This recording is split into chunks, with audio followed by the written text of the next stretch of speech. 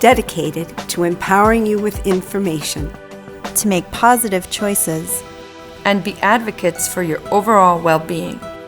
Welcome to The Health View.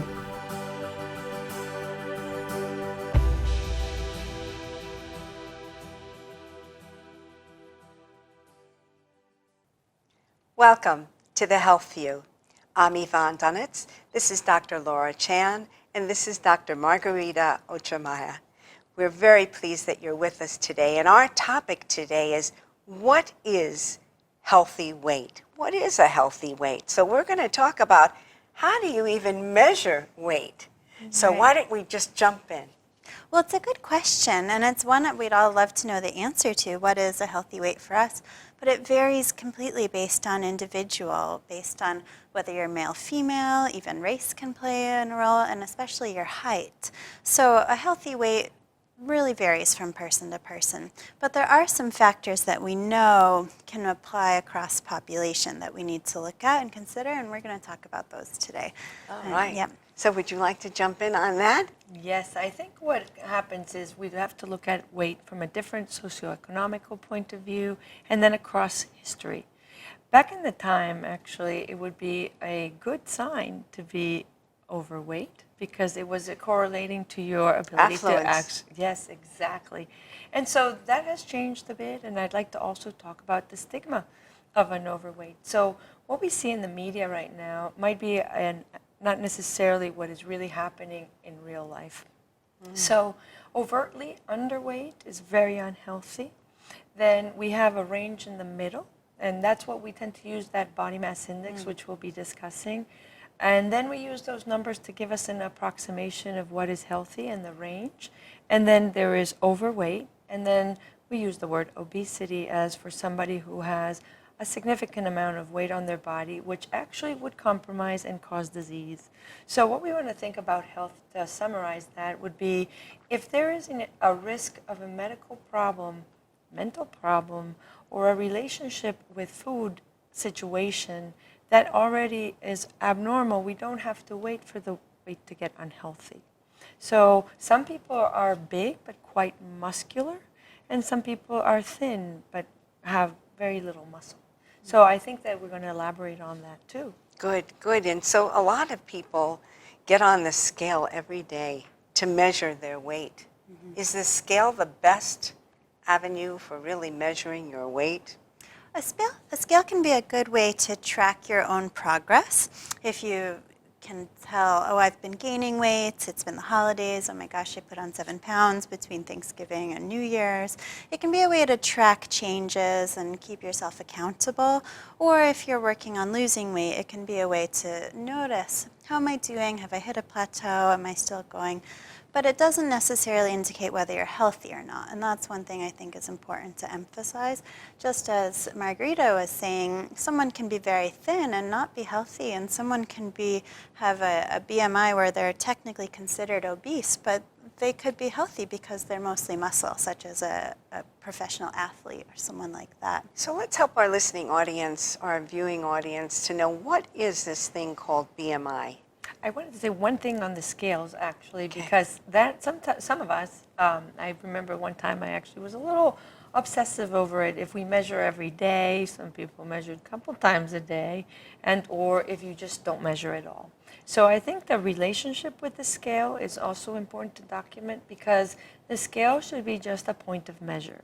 On that note, the body mass index is a calculation because it is a very big difference if you have a certain number. For example, if you're 200 pounds and you are 6 feet 5 inches, and so that would be probably a healthy weight for such a tall person. If you are 200 pounds but are 5 feet, then that is definitely an unhealthy weight for the frame and the height. So that BMI came out as a calculation that allows us to bring to a neutral number what is a height to weight ratio. So can anybody do this for themselves? Are there ways that they can calculate their own BMIs? It's very easy. You can just go online and Google BMI calculator, and you Okay. can enter in your height and enter in your weight. In the United States, we measure our weight in pounds, and the height needs to be entered in inches. And then it'll calculate your BMI for you. And then you can reference if you're in what's considered a healthy BMI or a BMI that's considered overweight or obese. But again, the BMI, it's a way that we can screen the general population. So if someone were to calculate their BMI and say, oh my goodness, I fall into the obese category, or if their doctor does it for them, then that person should be screened more thoroughly for whether they have other health factors. So for instance, if we were talking about professional athletes, a professional football player or basketball player will most likely have a BMI that actually marks them as obese. But they may be mostly muscle, and in fact, that person could be quite healthy. So there are some faults with using the BMI to make a diagnosis. It's better as a screening tool for a broader population. But if you do fall into a BMI that's not considered optimal weight, it's good to talk to your doctor and figure out, are there other issues going on here? What Totally agree. ages do you start even investigating and looking at a BMI? Do children get their BMIs done? Absolutely. We start in children with the growth charts, which calculate their growth and correlate that to the weight. And what we do have is, because of children, we have certain landmark points that need to be achieved. So the pediatricians are really good at doing that. Your height chart and your weight chart, and then they give you more a percentile within what would be the average. What is interesting is, like you said, in different ethnic populations, for example, Asians are smaller frame, and therefore the formula should be done in a little bit of a different way, and particularly when it's for children. You know, there's different sheets. Now when we become adults, we kind of get normalized, but yet I think those individual subtle considerations should be put to thought. Now, I would think also as a person ages, there should be another way of looking at that. I mean, as you're getting older, your body changes.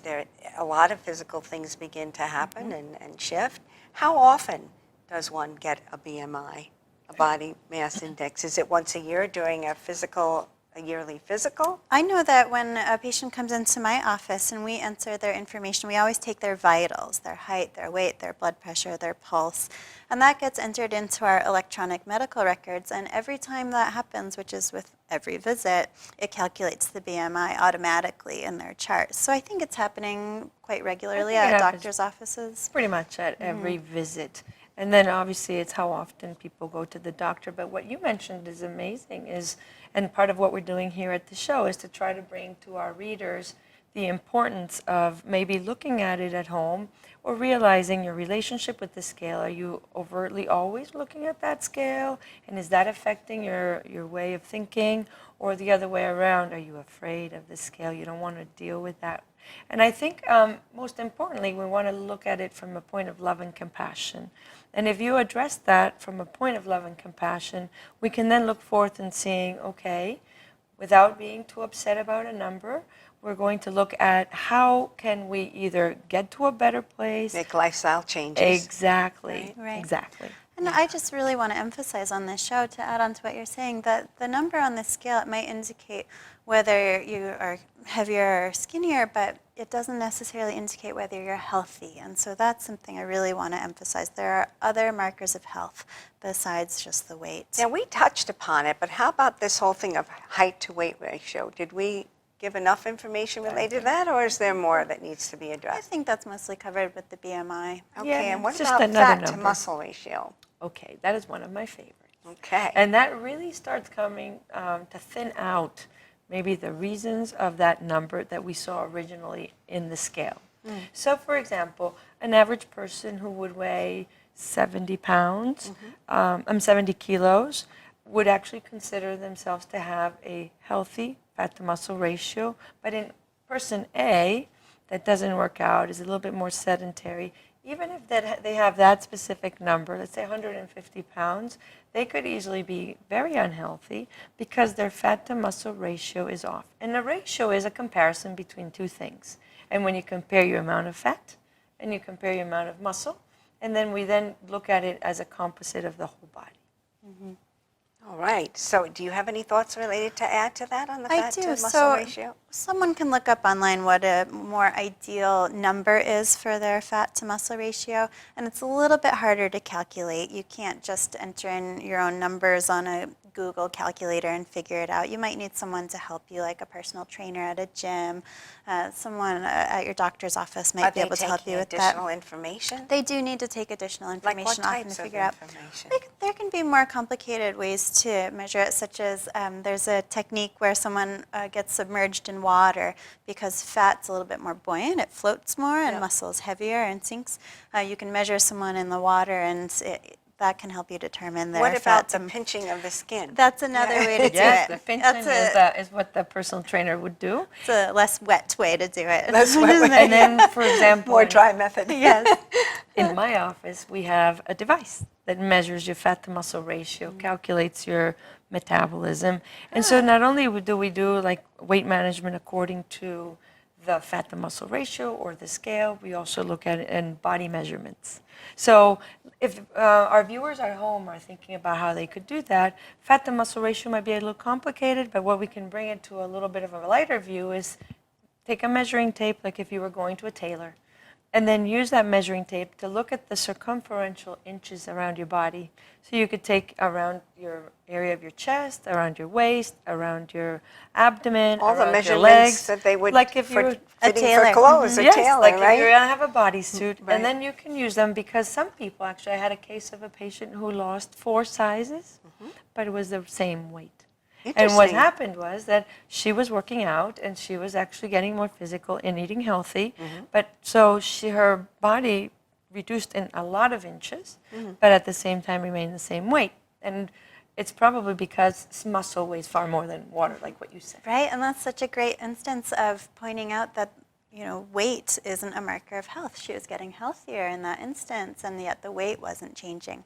There's another instance of a young woman I was working with who was very thin. When you looked at her, she was noticeably quite thin and was diagnosed with type 2 diabetes. She had had such an unhealthy diet for so much of her life that it actually led to diabetes So it for caught her. up with her later in the Even years. though she was quite thin. Isn't And that so interesting? she's someone who had a higher amount of fat, even though she didn't look fat.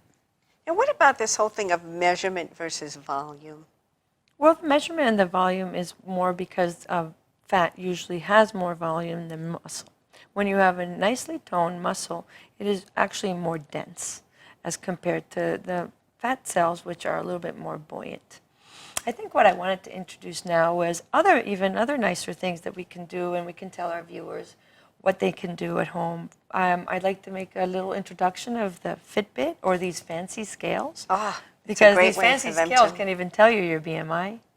And so the Fitbit is Okay. one of many, but it is like a bracelet, and it measures like a pedometer. It measures your steps, and it How does measures it your do it? activity. I think it's as you're moving. So, for example, if somebody's on the treadmill and they have their hands holding the treadmill, which is probably not the best idea, the Fitbit wouldn't calculate what they're doing. Or on a bike. It's Right. not a great idea if you're a cyclist trying So to if you're a track walker, it's probably great you're a because your walker or a arms are runner. moving side to side, or a runner. So it has its algorithms, but it kind of extrapolates that to steps. And the ideal amount of steps a person would like to do is, according to the President's Challenge, maybe up to 10,000 steps a day. Which So- is about 4 miles, 4 Right. miles a day. roughly. Yep. And then that Fitbit actually can Bluetooth communicate with a scale. It's obviously another price ticket to buy. But then with the scale, it goes to the computer. And in the computer, there's an app. And you can also talk to the computer. And in the app, you can calculate your food, your weight loss goals. And best of it, it also tracks your sleep. Tell me about that. How can it calculate the food? What No. are you telling it? You're the telling food it what you're eating, and then it's keeping a tab. It's like your But what personal about secretary. the portion controls? You have to do that part manually. You do enter that it into your manually. computer.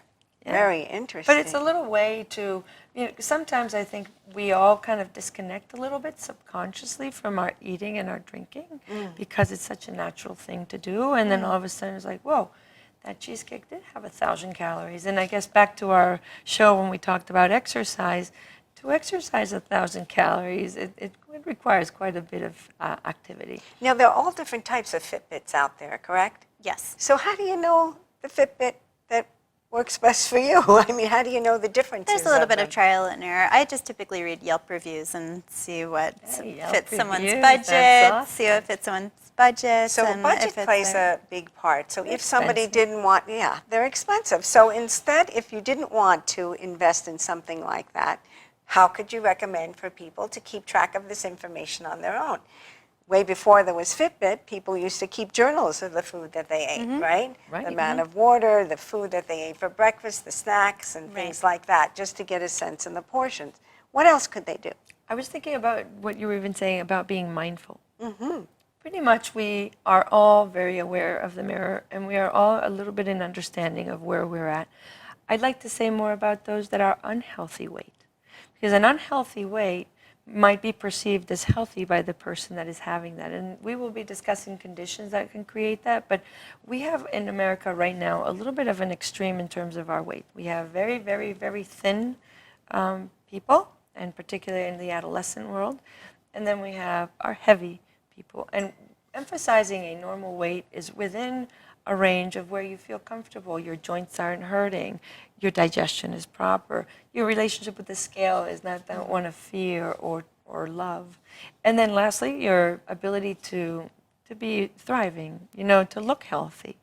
You know, it's interesting. I think a number of people have different sizes in their closets, right? I do. And the clothes tell you if you're in shape or not. The clothes that feel comfortable or not, or feeling a little tight or whatever. And so if you have the one of your ideal weight, and then you know that if you can't fit in that, then there's the middle range. Right. If you can't fit in that, there's the other range.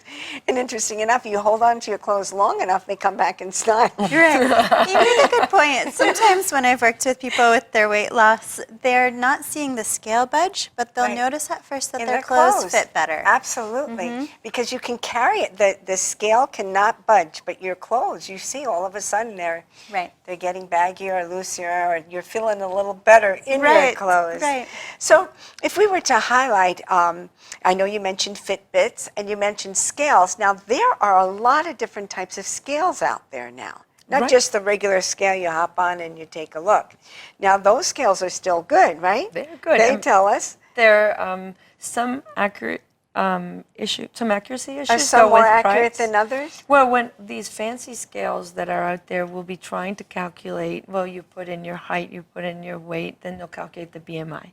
Others will try to do that fat to muscle ratio by a system and a mechanism called bioimpedance. And is that the one that tells you if you have a pacemaker or any heart troubles not to use it? Exactly. Very important to know that. Don't use Yeah. it. Right, no, because it sends a little electrical current from one hand to the other, or Yeah. from one foot to the other, and it tries to see the flow of the electrical current. So whatever goes through water goes much faster, through muscle is much slower, and then fat's kind of in between. So may I ask you, related to this, is it safe to It- use something those are that has safe. electrical currents It's going in such a on a sm- daily basis, and some people might be taking their weight maybe more than once a day? It's such a small current. Yes, those I are agree. safe. Yeah. I Yes. think they're safe. There have been studies done on that? What Yes. about a little one getting They're on something mainstream. like that? No, they're mainstream. They're mainstream, so there's no problems with that. So from your perspective, what would be a great scale for somebody to get that could really inform them and help them keep track to lead a healthy life? Brand-wise? Yeah, is there a particular type or that has all the, I mean, do you need all the bells and whistles, or is there a particular one that I works? think my favorite is always cost-friendly. It's the Taylor's tape. Going to Joann Fabrics and getting yourself one of those measuring tapes. Yes. And that would be a good one. Then the regular scale is very fine. It's very fine. I agree. You know, I it's don't think okay. you need a fancy scale. I don't recommend specific types of scales. You know for what's so people. important? I do. Because with everything in life, it seems that people want more and better, and they think that they have to keep Right. getting newer and newer and newer. And I think we complicate our life on that. We don't always need better and newer and newer. And not There- everyone needs a scale. I mean, sometimes tracking that number can make you a little hyper-focused on it. And exactly, that's where I concern myself yet again. Yes. It's more, some people have such fear of that number that it creates an unbelievable amount of anxiety. And so what I want to think of is, even though love and compassion and being very, very careful about, okay, here's where I am, let me just get an idea of, maybe do a home inventory of where I need to look at. Is it going to be through the diet? Is it going to be through the exercise? Is it my mental health? How am I feeling? Anxiety? Am I sleeping? And so back to everything that we talk about all the time, I think that it's very important, because the scale today is pretty much in every bathroom. It is, and one of the things you don't want to do is some people beat themselves up when they go on the scale. If they see it's all of a sudden they're up 2 pounds, and then it keeps going. And maybe they did down. it a different time of day after they Exactly. ate. So it's important to measure yourself at the same time, under the same conditions, if you do track on a scale. And also recognizing that if you're in a whole process of an exercise program, it will affect your weight. Right. Will it not? And your weight might go up as you lose fat was just because gonna say that. your muscle will weigh more. So that can be a shock to some people if they're trying to lose weight and they're gaining muscle. So is it good to gain muscle? Yes? Yes. Is there, Yes. So is there a point, like when you see these muscle trainers that really are getting big muscles, is there a point where there's a limit on that, and that in effect can be dangerous to one's health? Is That's there a good balance question. related to that? I'm not sure. I would say only if someone were using things that weren't natural to Steroids or support something that like that. muscle growth. Yes, I Yeah. think there is definitely an extreme situation. For example, the sumo wrestlers. Yes. The sumo wrestlers are extremely fit, and their fat to muscle ratio by calculation might not be as such, because now for the sumos or people who are so big, sometimes the muscle becomes a little fat. And so there are many types of fat. And so in this case, I would like to think of when we're looking at the butcher and we're looking at meat, when the meat is nicely marbled, which we've all seen, those are the ones that a lot of people like for barbecuing and whatnot, juicy. The meat in our body actually becomes nicely marbled. So we might be tasty and delicious for someone. We don't want to go there.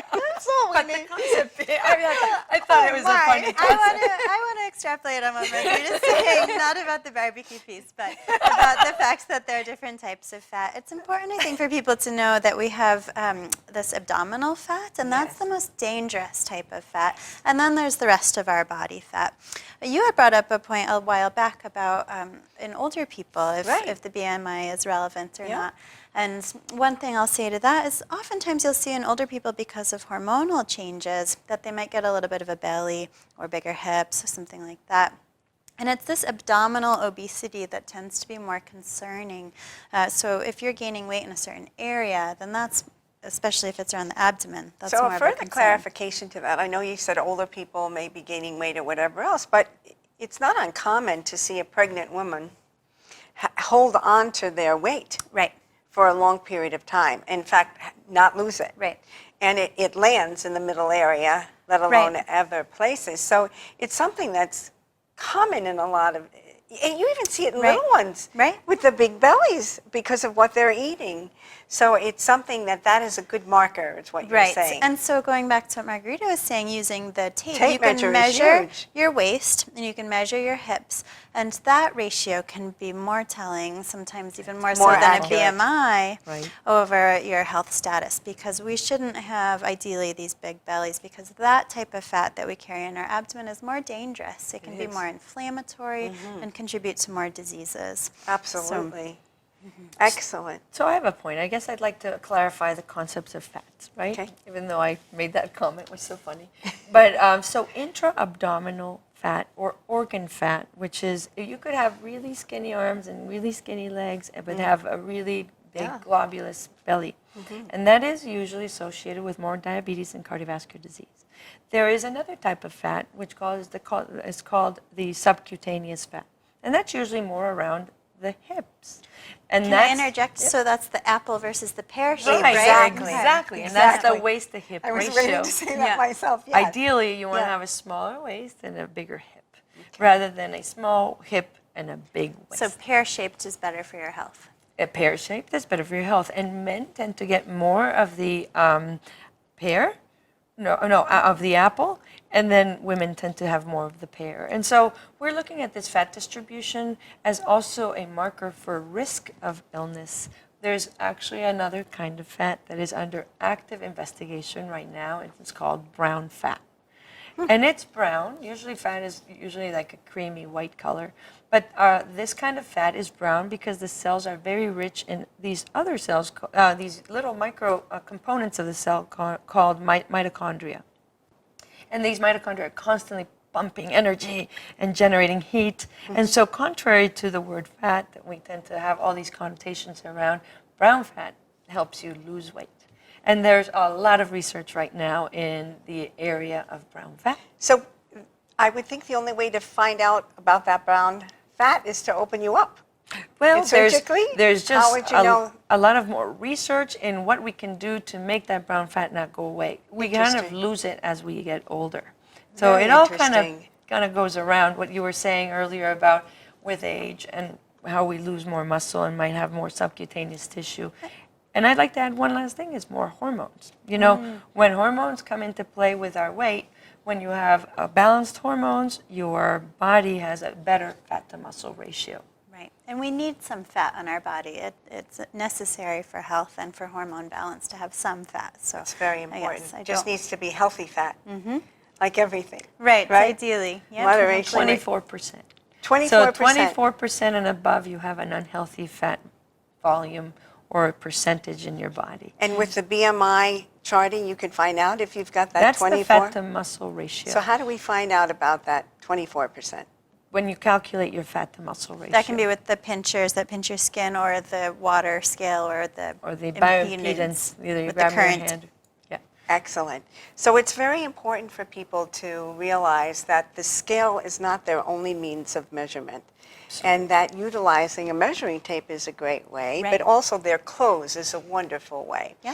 We've had a great conversation today on being able to look at weight and finding out what is healthy weight, and I very much appreciate the dialogue. And as our audience is out there, if you have any questions for us about any of the topics that we discuss, please go to info@ycdholistichealing.com and send us your questions. And if you also have topics that you would like us to address, please let us know. And we have a Facebook page. We Can do you have a quickly tell Facebook our page audience now. about We're that? so Yes, you excited. can go on Facebook and look for the Health View, and we'll be available on Facebook in that way. And we'll be putting postings up about things we discuss on the show and keep you updated that way with additional information and details.